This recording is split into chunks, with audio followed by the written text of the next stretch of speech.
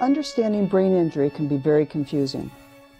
We have all fallen and hit our heads. I have hit my head, a number of times in fact. I've been knocked out. You look fine, most people would not know that you have changed. In fact, you might not know that you have changed. You were riding like any other day.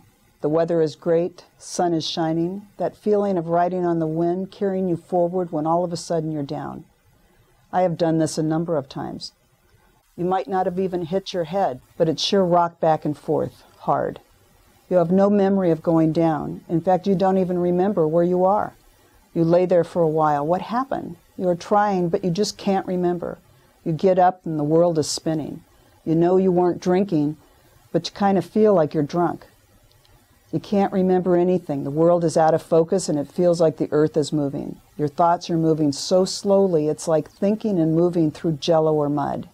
As my granddaughter put it after sustaining a concussion when she fell off her horse, I have become one of your people. You have sustained a concussion or a mild traumatic brain injury. To understand what is happening to your brain, think of a major earthquake that hits and some of the major freeway overpasses have collapsed. You can still get around, but it takes longer. You have to go on surface streets and even rural roads. Thoughts are moving more slowly. Your processing has really slowed down. You can remember people's names, but it might take 10 minutes or longer to remember them. Your IQ has not changed. You're just as smart today as you were yesterday. It just takes longer to get those thoughts out. You are so slow in responding that people think you're faking. They don't understand. You look fine. Why are you so slow? You might get angry because they just don't get it. What they are seeing is someone who is now getting angry all the time. They see you as a changed person and start to keep their distance. Things that never made you angry before make you angry now. How long will this last? It could be a week or 3 months or even longer with a concussion. Will it get better? Usually yes. But you might have some things that never entirely go away. You might get easily fatigued. You used to be able to work a straight 10 hours, but now you're totally wiped after only 3 hours. You might have trouble with public and private thoughts. You're unable to filter what you say. Drinking one beer is now like drinking an entire 12-pack. What can you do? See a doctor that understands concussion. Rest. Let yourself heal. Don't self-medicate. If you have a headache that gets worse and will not go away, see the doctor immediately. The brain is nothing to play around with. Hi, I'm Mike Green, and we're here to talk to you today about a single-vehicle motorcycle accident I was involved in September of 2010 that resulted in a traumatic brain injury. So we were in Southern California on vacation at Mike's mom's house. Took off in the morning for our ride for the day, some new unexplored territory to a couple of us, and Mike is our tour guide, and we went touring. Had us some fun, cruised around, clipping along, and I don't remember the name of the road, but I remember we had a long straight and a hard left, and we went through the hard left, and as I was exiting the hard left, I saw you come off your bike to the left and slide along in a big cloud of dust, and was able to stop and pull over, and saw your bike on its side, and when I ran up to you, it was apparent you were unconscious, and then it was fairly apparent that you'd probably hit the signpost there and it had spun you around and rung your bell, and you were out for a good couple minutes. So our third-party member tried to revive you to a degree by talking to you, and that was not effective. So I sent him off to get help because none of us had phone service. And approximately a minute after you had stopped and all the dust had settled, and you regained consciousness, and he had come back, and he and I were asking you questions and trying to get you to talk to us, and you talked to us a fair bit, and you were understandably upset that you'd fallen off, and we didn't really understand entirely what was wrong, other than you were out for a while, and you were pretty upset, and it's hard to distinguish after you've had a crash. It's difficult to distinguish. Are you upset because you crashed? Is there a behavior change? Is there something else at play? And so we had to deal with you being a little bit extra combative in terms of your personality until the ambulance got there. The first responders got there and checked you out, and the ambulance arrived then, and you didn't want to go to the hospital. You said you felt fine. You were making exclamations of getting out of there and going home and just taking a nap because you were tired. So it was determined at that point you didn't get to vote anymore. You're going to the hospital. You're getting checked out. And I feel strongly that's kind of one of those automatic things that happens when you get your bell rung and you're out. You know, you lose consciousness, you go to the hospital, you get checked out. That's one of those things that just happens. Before the accident, it was late in the afternoon, and the guys were going to go for a ride and be home in time to barbecue. So I was waiting for him to get home, getting quite annoyed that they hadn't arrived home yet. And it's kind of like, how late are we going to be eating dinner tonight? Because, it was 4 or 5 o'clock and he hadn't been home yet. And so when I got the call, I was quite surprised. Like, this is why we didn't barbecue. It was quite a surprise, not that he didn't, had been in the accident, because totally wasn't expecting that. I just figured the guys were out riding on the back roads and lost track of time. His friend called me at home and said to come and bring the truck and bring the ramps, because Michael had had a small accident and we needed to bring the bike home. That they had taken him to the hospital as a precaution, but he was fine. So I loaded up everything, came out and picked up the bike. On the way back to the house, I says, I'm just going to swing by the hospital, and they've probably released him by now. I got there, found a totally different story. He was still in the ER. They had done some tests. They had seen a neurosurgeon, and they informed me that he was going to have brain surgery because he was bleeding in his brain, and they had to figure out where it was and repair what was wrong. After we'd gotten you to the hospital, we followed you to the hospital. We picked up your bike and went to the hospital, and we took turns rotating through the emergency room, and we got the skinny from the doctor that was in there. He was impressing upon you the importance of the need for surgery immediately. I remember mentioning to you a mutual friend of ours, one of his friends, that had a similar injury and did not have surgery and was messed up. He could do the thumbs up and thumbs down. I talked to you a little bit about that, and you're kind of like, well, yeah, maybe I should get this fixed. I very clearly remember that you asked if you could just get on an airplane and go home to Portland and get the surgery. And the doctor said, you're welcome to do that if you live that long. So we took the bikes home and got everything cleaned up and kind of reset to come, and probably were out of the hospital for 20 minutes, 30 minutes, and when we got back, you were already in surgery. And one of the nurses had said, yeah, he's got the best guy in Southern California working on him. So we just kind of hung out and waited for the result. I received a phone call Wednesday, the 29th, September, and it was from his friend John. Was riding behind him and said that Michael had had a get-off, which we consider accident, but he was okay. He had gotten his bell rung pretty good, and that he was at the hospital and that he was going in for surgery. And immediately I ended up calling him and said, I need to talk to you. Need to find out what's going on. In the ER, he seemed very coherent. He was talking to me. He didn't have a lot to say about the accident. He was more talking about the amount of the headache that he had and how sore he was. But he was coherent. And in fact, they asked him if he wanted a shot for the level of headache he had, and he said yes. And then he went on to, they were telling him about the surgery, and he had to be signed permission to do the surgery.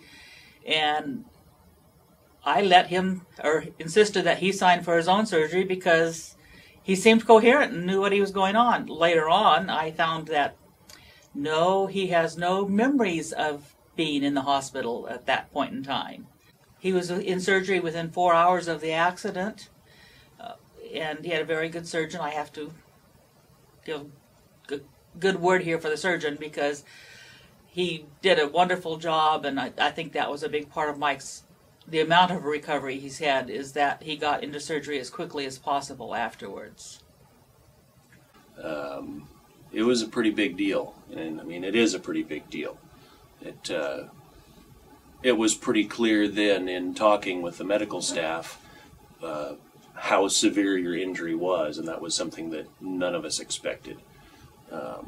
The CAT scans and MRIs showed a lot of action in your head, and none of that was anything that we expected. Having some experience, I knew that you had, at best, a wildly severe concussion, and that would have a great effect on you. But because, again, if you get your bell rung enough to lose consciousness, that's pretty serious. And but what we didn't know is that you had suffered an 8mm cranial shift. I mean, your brain sloshed inside your skull 8 millimeters. That's a pretty big movement. None of us knew that. I remember reading the surgical reports and about that, the pool of blood holding it there. Right. Holding it off center. I've seen the scans. Hard to believe that was me and I was still talking at the same time. Right. You know, I do remember from everything that the doctors have told me, the numerous different neurologists and specialists that I've been to, the fact that the vast majority of them have looked at my charts, usually glancing back between them and me, and right, then pausing to explain to me how lucky I am to be alive. Right. Immediately, I sought out friends on Facebook to ask for prayers because I didn't know what I was getting when he was coming home. I was very shook up, worried about my family, worried about him getting home, worried about him being maimed. It was a very scary period for us. At that point, I had pretty much determined that I would take Mike as whoever he came back as. For better or for worse, for richer or poor, is my acceptance of him. And today that's made us a stronger couple. So when we saw you after the surgery, you were understandably different from medication, from severe trauma, severe head trauma. You had no memory. The first time that I saw you in the ICU, I walked in and you looked at me and you just repeated, "What happened?" You very clearly wanted to know the details at that point, and it wasn't necessary at that point. You crashed. I don't remember much about being in the hospital. I lose memories of the day 15 to 20 minutes before, mm-hmm. and then I don't regain anything until you were there when they tried to feed me a turkey burger for lunch on Saturday. Right. And I think the entire floor of the hospital knew I wasn't going to eat that. Yeah. Yeah. That's 3 days of my life, and to be honest, that's 3 days I don't want back. No, you really don't want to remember those 3 days. No. And wasn't any fun. Yeah. Yeah. Then I remember bits and pieces being in the hospital. I remember waiting to come home. You were going to stay down there until I was able to come back, and then when the doctor said I wasn't, not for a while. And I remember helping you load up the bikes, and the rest of the week is still pretty spotty to me. Right. He didn't get home until the following Friday, actually the Friday after his accident.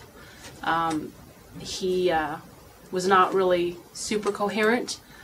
He was on medicine for pain and just wanted to take a lot of naps. Very drugged up. Didn't really want to be bothered a lot.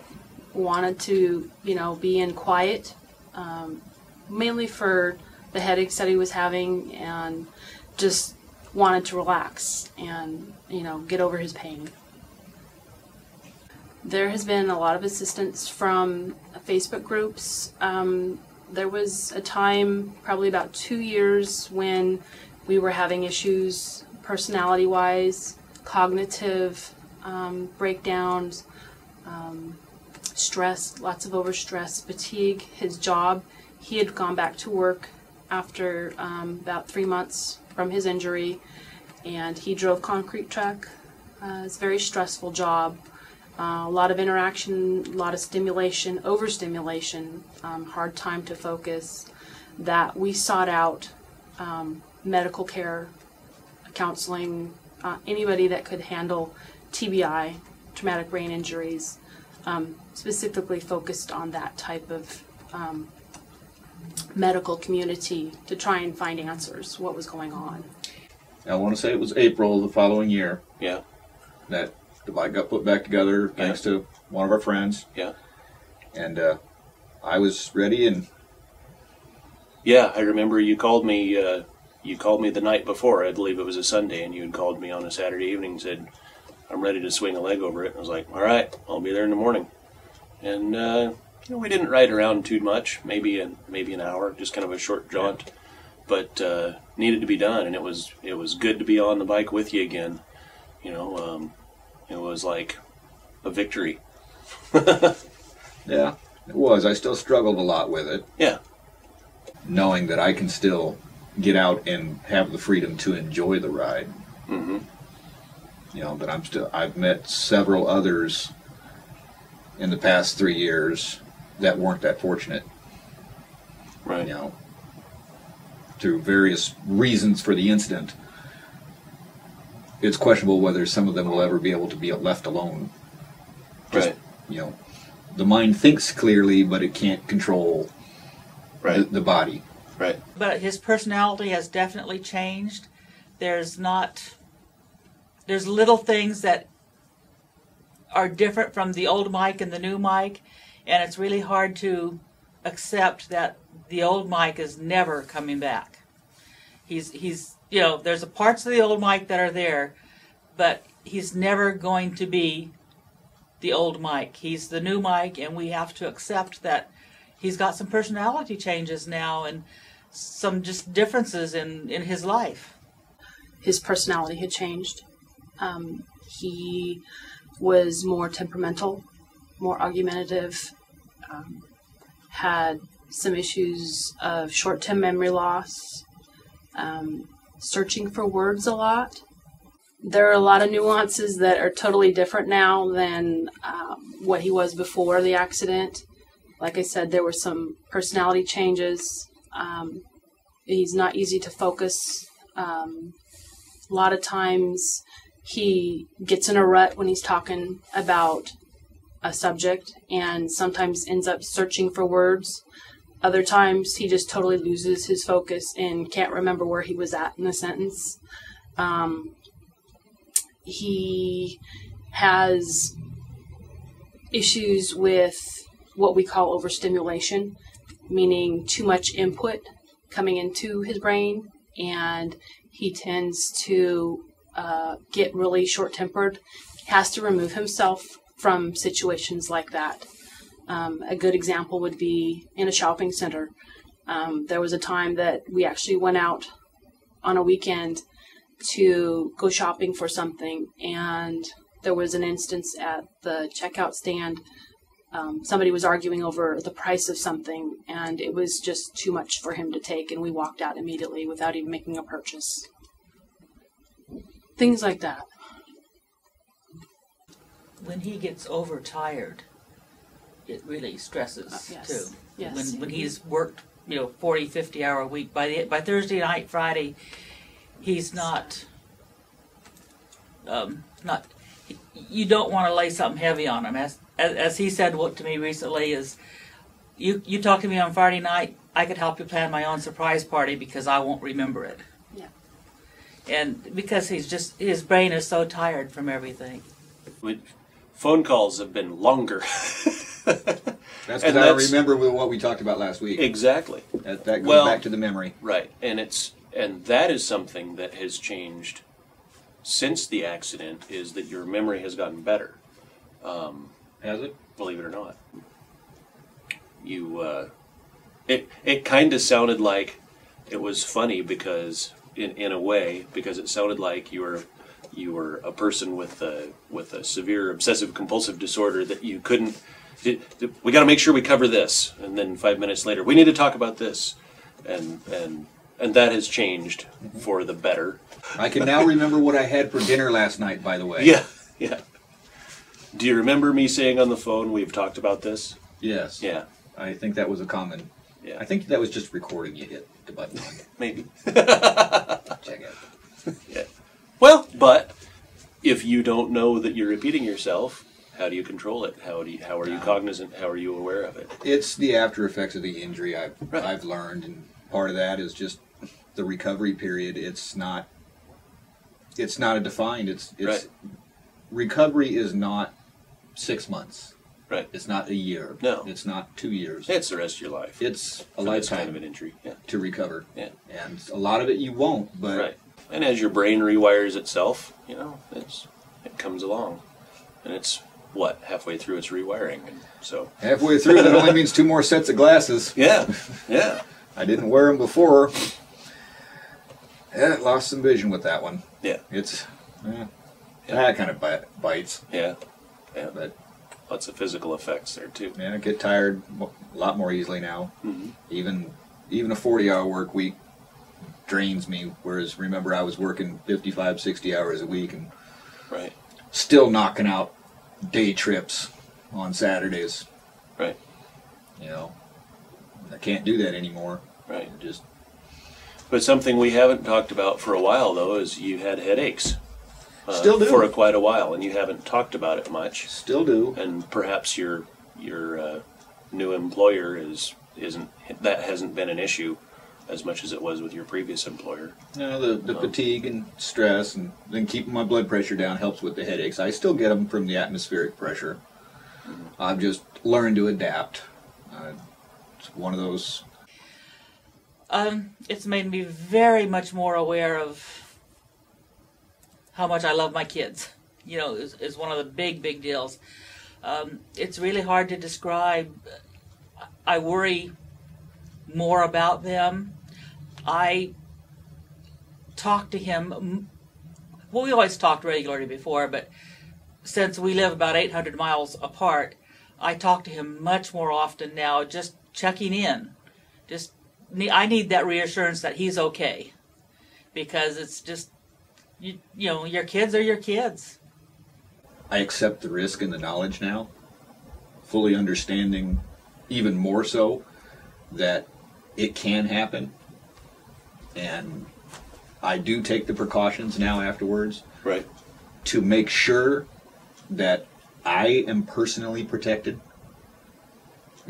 I won't get on without my helmet, without my jacket, without my gloves.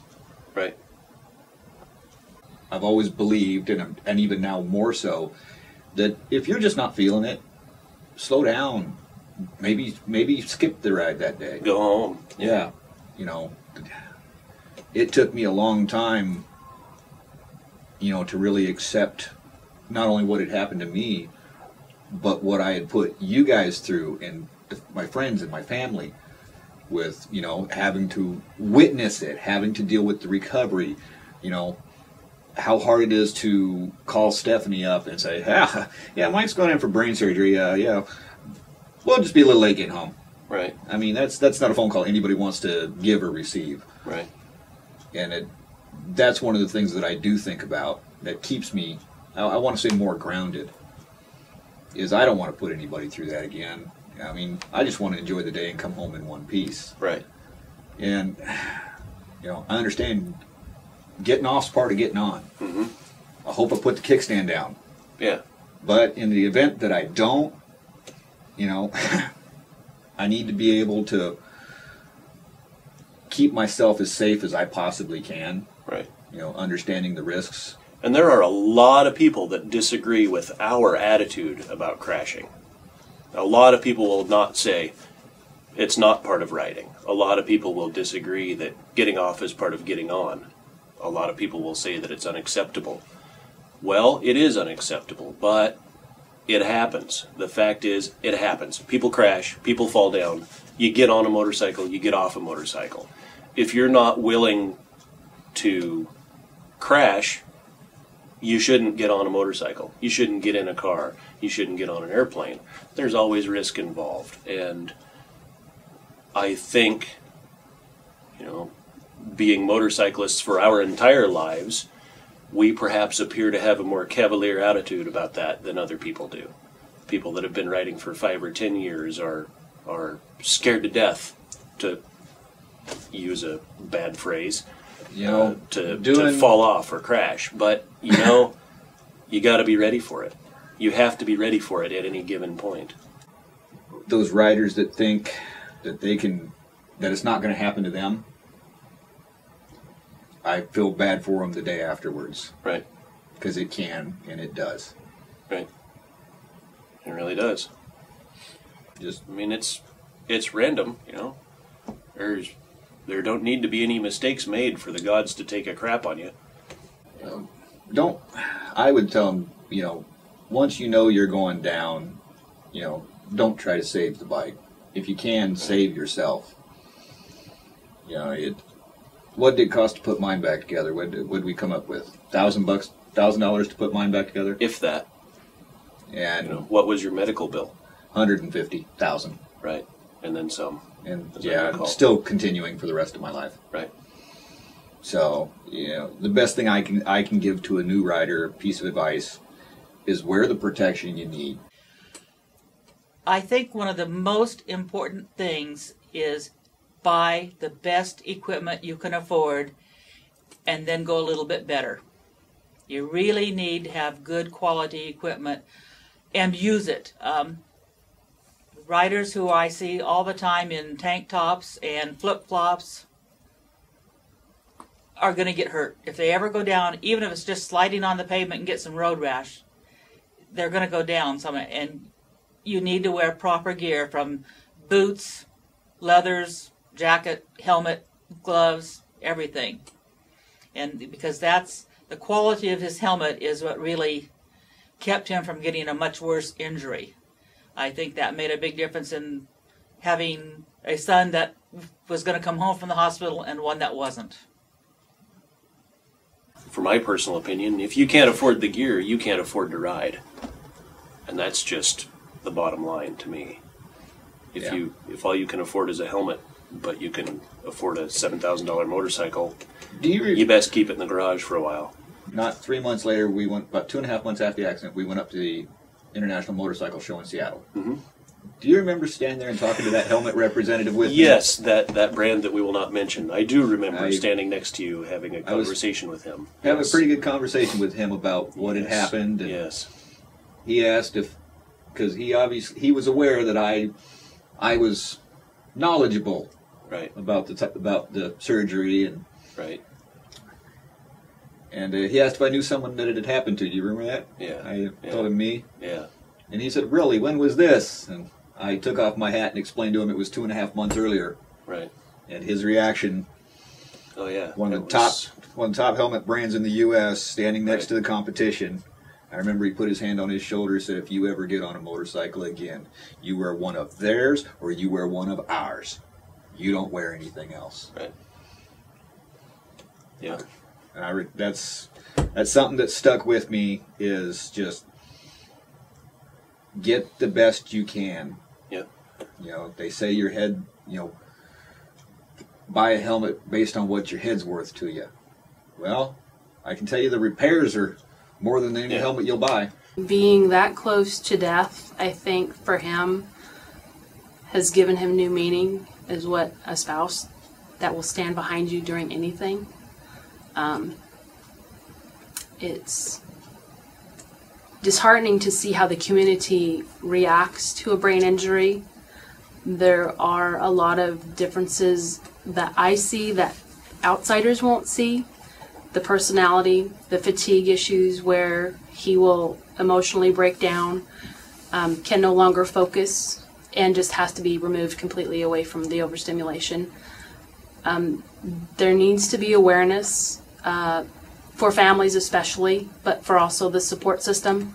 It takes a big community to help a person with traumatic brain injury get back to normal, or as normal is. There is no normal in TBI. You meet one person with a brain injury, you meet one person with a brain injury. It's not the same person anymore. And that's the part that families have to understand. There's a grieving process because you can no longer get that person back.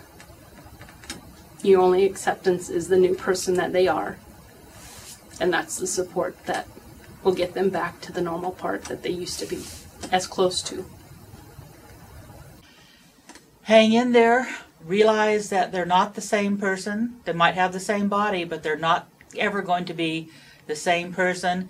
There are going to be changes, and you just have to learn to deal with them as best you can, because they've had a brain injury, in his case especially, and that has changed some parts of their personality, and you just have to accept that that's the way they are now and move along.